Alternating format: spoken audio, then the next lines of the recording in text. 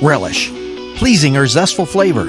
A quantity just sufficient to flavor, to be pleased or gratified by, enjoy. We are hoping that what we bring to your table today might add some spice to your life. Welcome to another episode of Relish. I am Rowan Miller, and I'm here with Don Patterson as always, who is, should I say, you got 40 plus years of experience on him. Weird. Sorry if I aged him, but You don't have to worry about that. Gravity's doing most of that work anyway.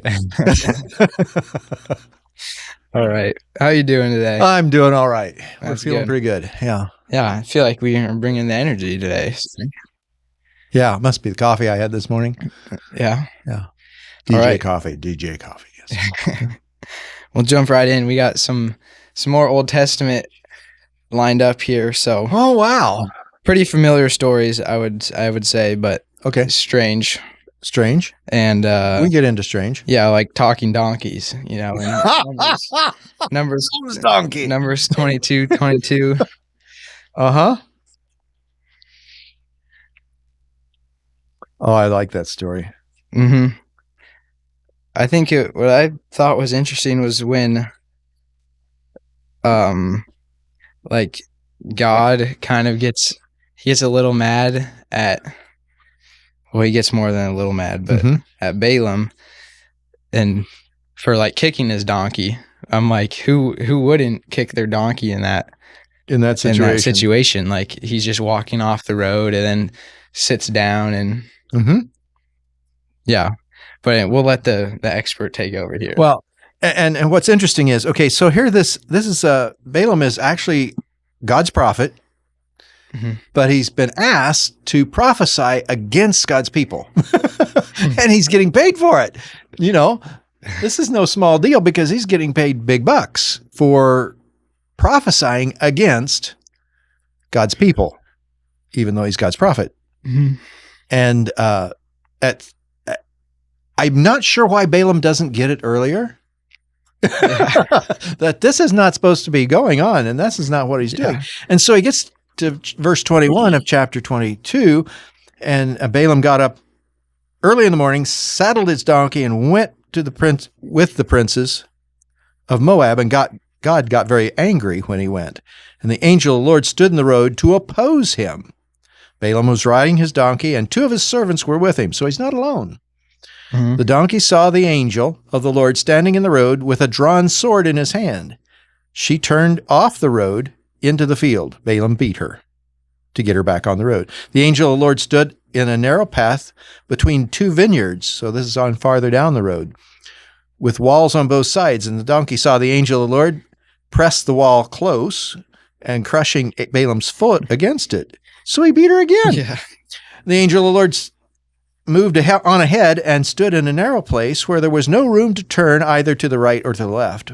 When the donkey saw the angel of the Lord, she lay down under Balaam. I bet that made him happy. No, he was angry, and beat her with a staff. And the Lord opened the donkey's mouth and said to Balaam, "What have you done? What have I done to you to make you beat me these 3 times?" Now, what surprises me is Balaam wasn't upset with the donkey talking to him. Yeah. Just answers. Well, you made a fool of me. It's his pride that has been wounded. Balaam's pride's been wounded because he's in front of his people, and he's going with this other group. If I had a sword in my hand, I would kill you right now. The donkey said to Balaam, am I not your own donkey, which you have ridden to this day? Have I been in the habit of doing this to you? Well, no, Balaam had to say. Then the Lord opened Balaam's eyes, and he saw the angel of the Lord standing in the road with his sword drawn.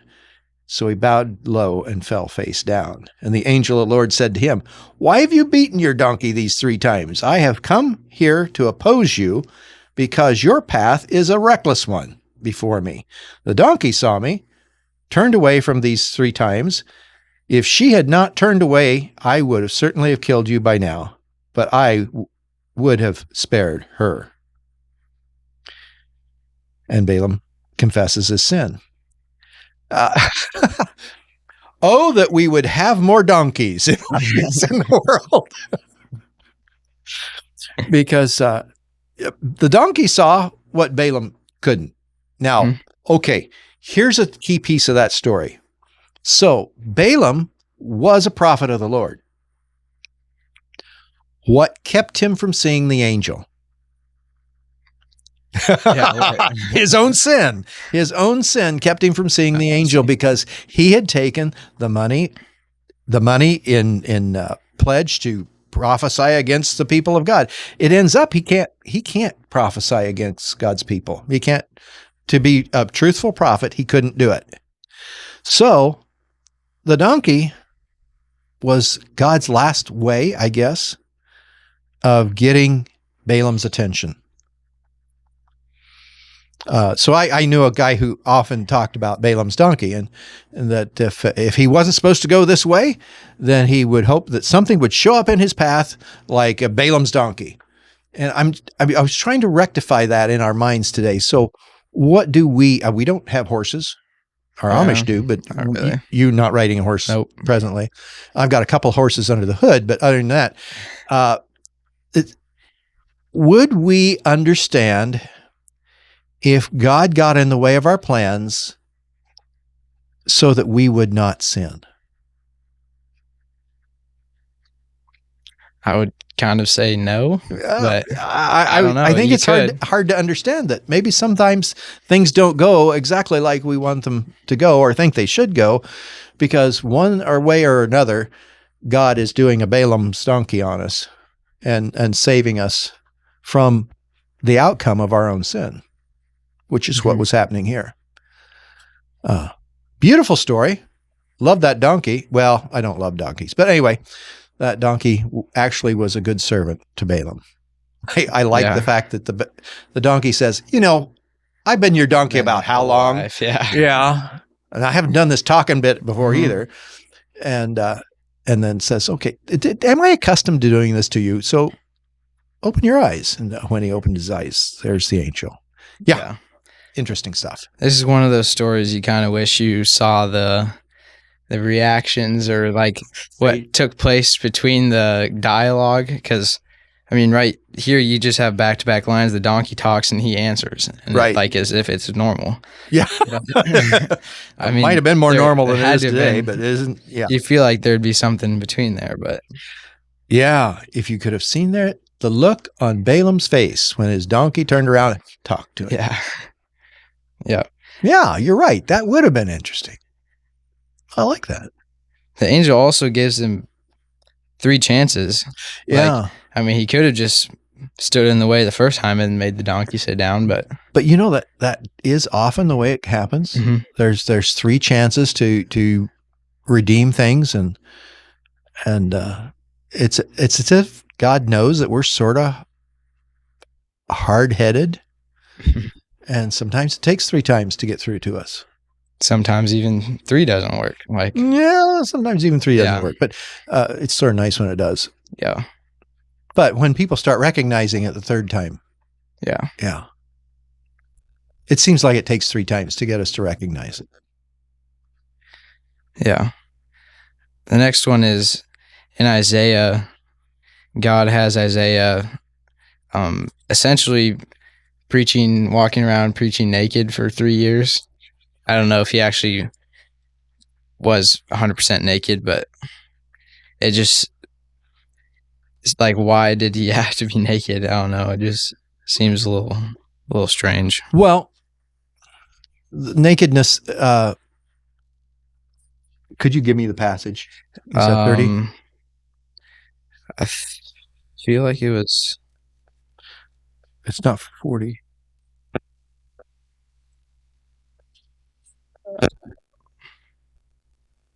Second.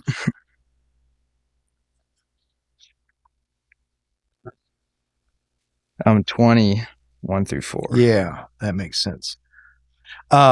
What's interesting is God usually we don't know it because we don't have prophets around in the same order as. I mean, we still do have prophets around, but they're not doing the things the prophets of the Old Testament did.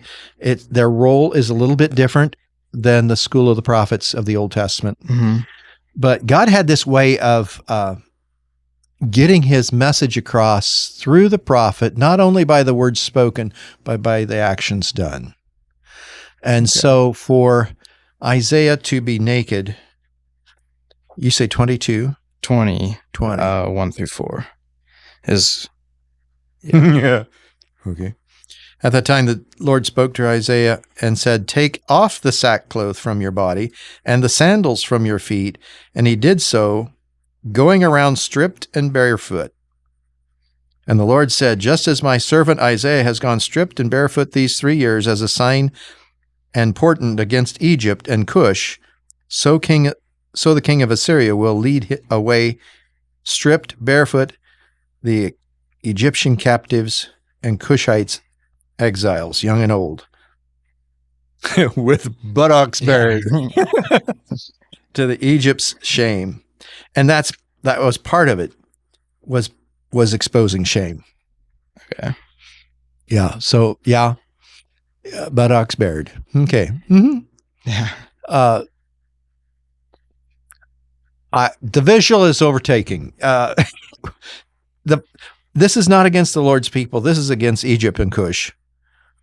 And the prophecy is for their shame. They'll be shamed. And it was often the case of a conquering people to strip bare the conquered. Because I don't know whether you feel more vulnerable. I know if I move from winter to spring, and by taking my coat off, I feel more vulnerable in the elements. Yeah. Just by not wearing a coat. I mean, I'm still wearing long sleeves, and it's May. Just because when I work outside or I work among things in the shop with bare arms, I feel more vulnerable. I could get my arms scraped up with the rose bushes and things. So in that same way, can you imagine how vulnerable you would be?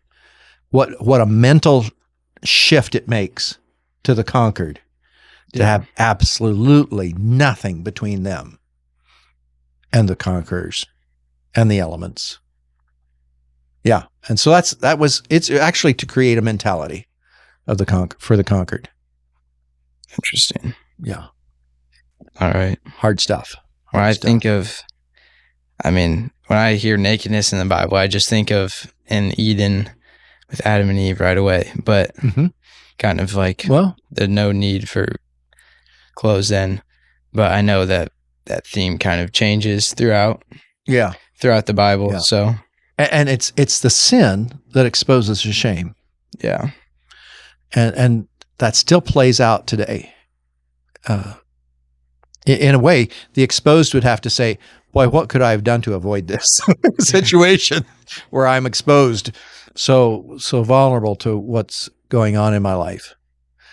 And my parallel in my head goes, can we as Christians start saying, how could I keep myself from being so naked, my shame being so exposed in the world today? And we can do it by looking more like Jesus, taking on more of the nature of Jesus. That being said, at the point of the cross, they would try to shame Jesus. I mean, he was naked on the cross. Yeah. Scorning the shame. Well, Hebrews 12, 1 and 2.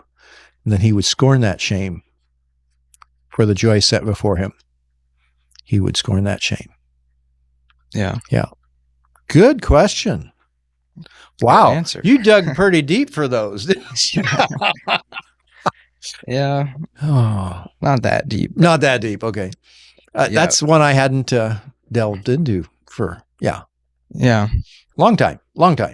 We'll see how much time you spend with Ehud and Eglon, the Fat King. You know that one? Well, if it's the one I'm thinking of, you're in Judges 2? Judges 3. Yep. The Fat King. Oh, yes. Yeah. I mean, there's kind of a series of questions, but Okay, go for I it. think they might get answered just as you explain it. So, like, this you would answer this in backstory or whatever, but why did Ehud kill the king?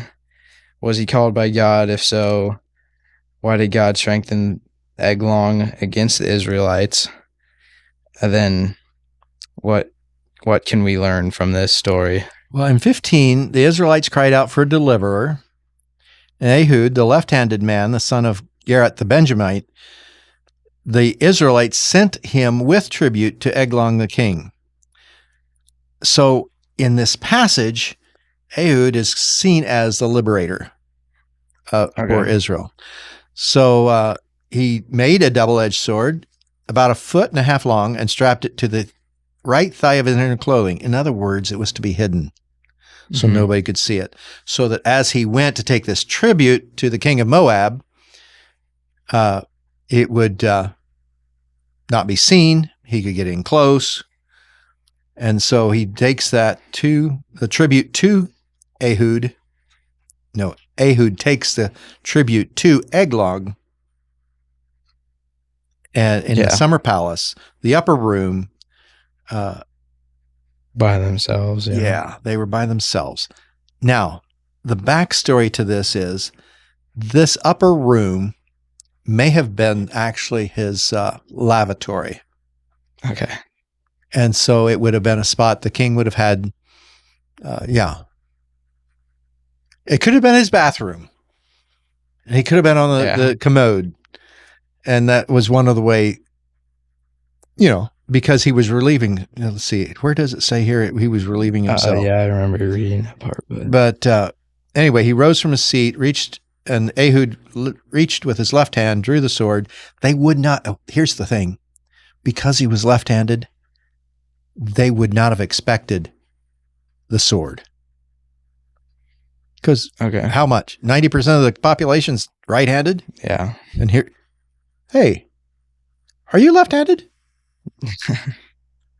Are you?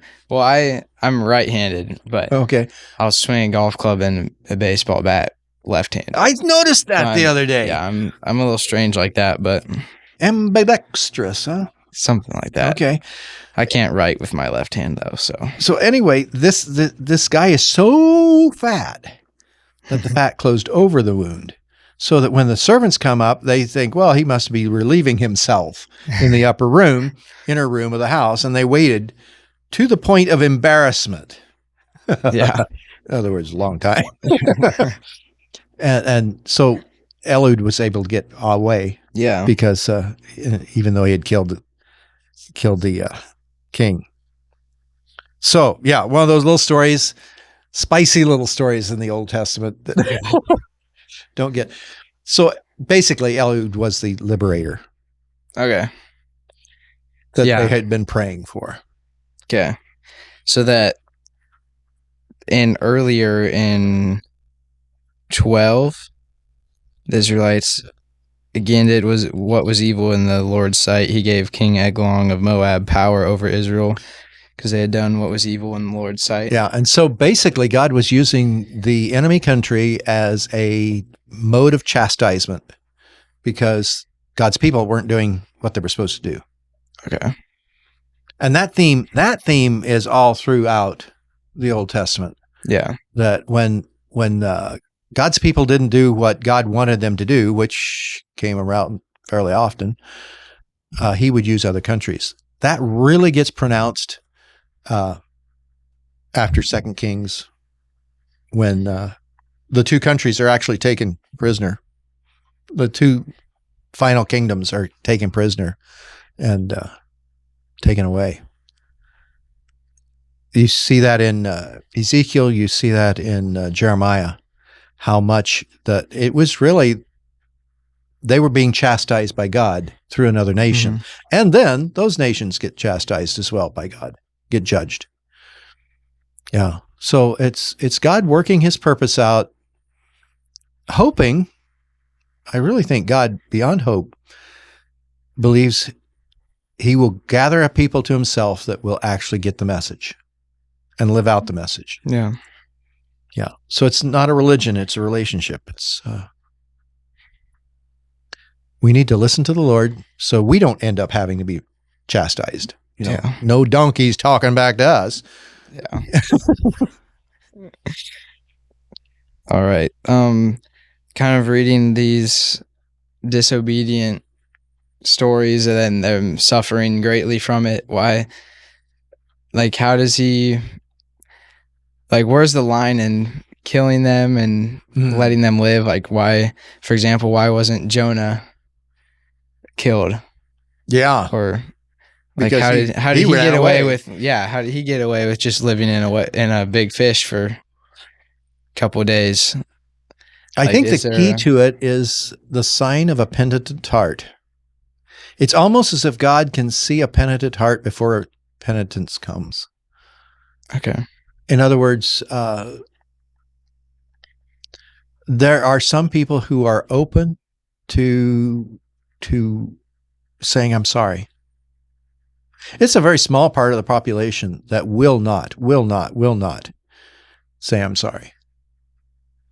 And there's a clinical aspect to that even. They avoid shame to any extent and won't have anything to do with it. And there are people like that who will not approach and embrace their own shame in such a way that they will repent and come back around. But most of us, if we really have a heart for somebody, will ask for forgiveness. Mm-hmm. If we really want to reflect our Lord, we'll ask for his forgiveness. Those of us who have been impacted by the cross of Jesus Christ will ask for forgiveness because we know that's who we are. We're always asking for God's forgiveness, and there's times that we need to ask for each other's forgiveness. Yeah, it's what Jesus wrote about. It's in the Gospels. Specifically, I'd point to the Sermon on the Mount, chapter 5. Forgiveness is a big part of that. Yep. Yeah.